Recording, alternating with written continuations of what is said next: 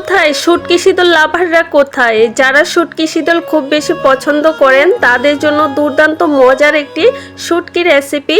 আর যারা পছন্দ না করেন তারাও শুধু একবার এভাবে খেয়ে দেখেন, এটা খুবই মজার। আর আমি যে প্রসেসে রান্না করব একদমই গলা ধরবে না, কোনো ধরনের চুলকানি ভাব হবে না।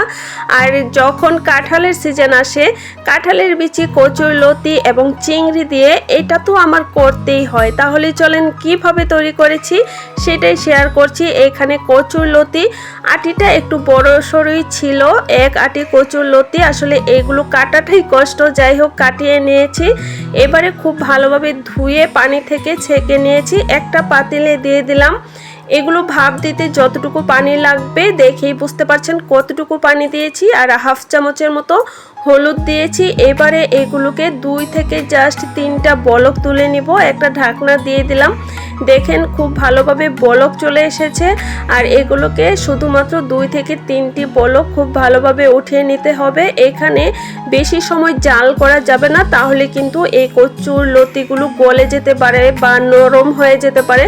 তো ঠিক এইরকম ঝরঝরি যখন থাকবে তখনই আমি চুলাটা বন্ধ করে দিলাম। এবারে পানি থেকে খুব ভালোভাবে সেকে সেকে উঠিয়ে নিতে হবে, মানে পানিটা ঝরিয়ে নিতে হবে।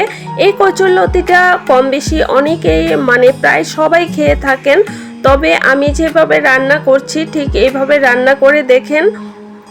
এটা খুবই আমার পছন্দের, যখন থেকে আমি রান্না করে শিখেছি তখন প্রতি বছর আমার এটা অ্যাটলিস্ট 2-3 বার করতেই হয়, এটা এতটাই মজার।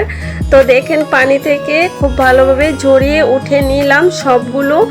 তারপরে কিন্তু দেখাচ্ছি পানিটা, এই যে দেখেন এই পানিটাতে দেখেন কতটা লালচে ভাব, মানে লতি যে চুলকানো ভাব বা কষ থাকে সেটা কিন্তু এই পানিতে চলে গিয়েছে।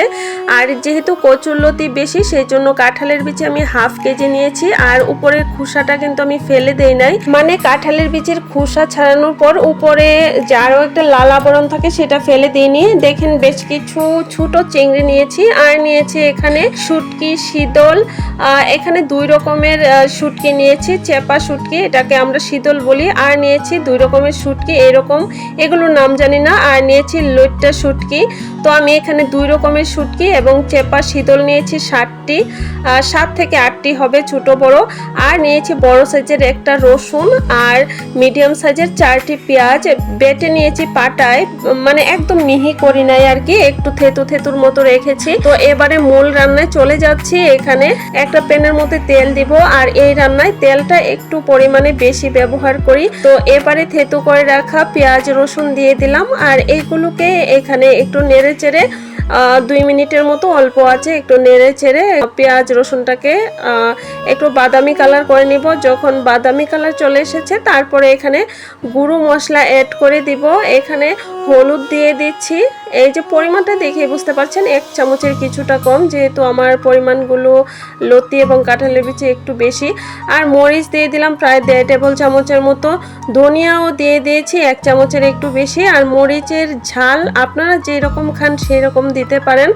তো এবারে একটু নেড়ে চেড়ে এখানে অল্প কিছুটা পানি দিয়ে মশলাটাকে খুব ভালোভাবে কষিয়ে নিব। তো দিয়ে দিচ্ছি পানি, আর এই পানিটা দিয়ে ততক্ষণ পর্যন্ত কষাবো যতক্ষণ না তেলটা খুব ভালোভাবে ছেড়ে আসে। যারা এই পর্যন্ত আমার সাথে আছেন কিন্তু লাইক দেননি, অবশ্যই একটি লাইক করে দেওয়ার অনুরোধ রইল। আসলে ভিডিওগুলো করতে অনেকটা কষ্ট হয়ে যায়, লাইক দিলে উৎসাহিত হই, ভিডিও আরও নতুন নতুন আপনাদের জন্য নিয়ে আসতে মানে উৎসাহ পাই। তো যখন খুব ভালোভাবে মশলাটা কষানো হয়ে গিয়েছে চিংড়িগুলো দিয়ে দিলাম, তারপর চিংড়িটা একটু নেড়ে ছেড়ে দিব। এখানে জাস্ট কয়েক সেকেন্ড একটু নেড়ে চেড়ে তারপর শুটকি শীতল যেগুলো আছে সেগুলো অ্যাড করে দিব। আর এই রান্নাতে অথবা যে কোনো শুটকি রান্নাতে আমি শুটকি এবং শীতল মিক্স করে দিই, তাহলে কিন্তু খেতে বেশি ভালো লাগে আমার কাছে। তো এগুলোকে আমি খুব ভালোভাবে ধুয়ে রেখেছিলাম এবং লইট্টা শুটকির সাথে দিয়েছি, সেটাকেও কেটে খুব ভালোভাবে ধুয়ে নিয়েছি। আরেকটা শুটকি আছে একটু চিকন লম্বা লম্বা, এটার নাম জানি না, আপনারা জেনে থাকলে বলবেন।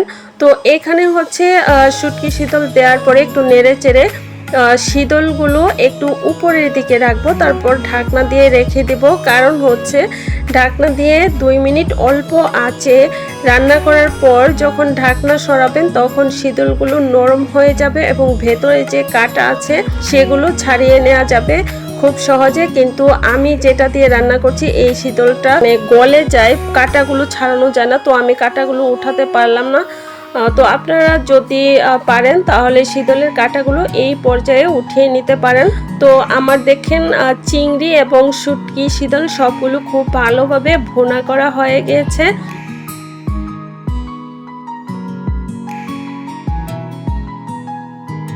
এবারে কেটে রাখা কাঁঠালের বিচি দিয়ে দিব।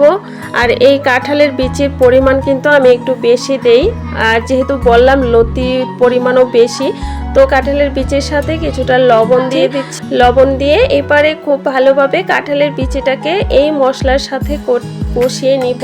যদি আমার ভিডিওগুলো আপনাদের কাছে ভালো লেগে থাকে অবশ্যই সাবস্ক্রাইব করে পাশে থাকা বেল আইকন অল করে দিবেন, তাহলে আমার নিত্য নতুন মজার এবং সহজ রেসিপিগুলো আপনাদের সামনে পৌঁছে যাবে। এবং যারা ফেসবুক, টিকটক, ইনস্টাগ্রাম থেকে দেখছেন তারাও ফলো দিয়ে পাশে থাকবেন। যখন কাঁঠালের বিচিটা কষানো হয়ে গিয়েছে তো তারপরে আমি এই বিচিটা সেদ্ধ হওয়ার জন্য কিছুটা পানি দিয়ে দিলাম। পানির পরিমাণ দেখে বুঝতে পারছেন, বিচি সেদ্ধ হতে যতটুকু পানি লাগবে ঠিক ততটুকুই, তারপরে কিন্তু এই রান্নায় আর পানি লাগবে না। তো দেখেন পানি দেওয়ার পরেও খুব ভালোভাবে নেড়ে চেড়ে দিলাম। এবারে ঢাকনা দিয়ে চুলার আঁচটা একটু কমিয়ে দিয়ে রেখে দিব যেন কাঁঠালের বিচিটা 80% সেদ্ধ হয়ে যায়। তো আমি কিন্তু এখানে প্রায় 7 মিনিটের মতো ঢাকনা দিয়ে রেখেছিলাম, তারপরেই আবার নেড়ে চেড়ে দিচ্ছি। আমি একটু চেক করে দেখেছিলাম কাঁঠালের বিচিগুলো একটু শক্ত রয়ে গেছে, মানে প্রায় 40 থেকে 50%-এর মতো সেদ্ধ হয়েছে, সেই জন্য আবারও ঢাকনা দিয়ে রেখে দিব। তারপর 2 মিনিটের মতো রেখে দিব।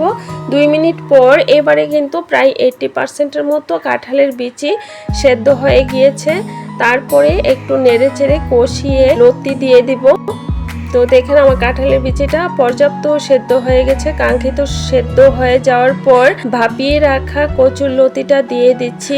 তো এবারে আরও একটু লবণ দিয়ে দিব, যেহেতু কাঁঠালের বিচিতেও লবণ দিয়েছিলাম, আর এখন অল্প আরেকটু দিয়ে দিলাম। আমার আর পরে আমি চেক করে দেখেছি আর লবণ দিতে হয়নি।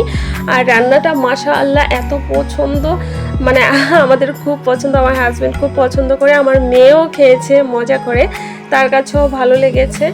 তো এবার দেখেন কচুরলতি দিয়েও কিন্তু আমি ঢাকনা দিয়ে মাঝখানে 2 বার অফ ক্যামেরায় নেড়ে চেড়ে দিয়েছিলাম এবং সব শেষের দিকে কাঁচামরিচ দিয়ে দিলাম। তারপর ঢাকনা দিয়ে আরও কিছুক্ষণ 4-5 মিনিটের মতো রান্না করে নিয়েছি। এবার আমার রান্নাটা প্রায় শেষের দিকে, একটু নেড়ে চেড়ে দেখিয়ে দিচ্ছি। দেখেন ঠিক এই রকমটা হবে।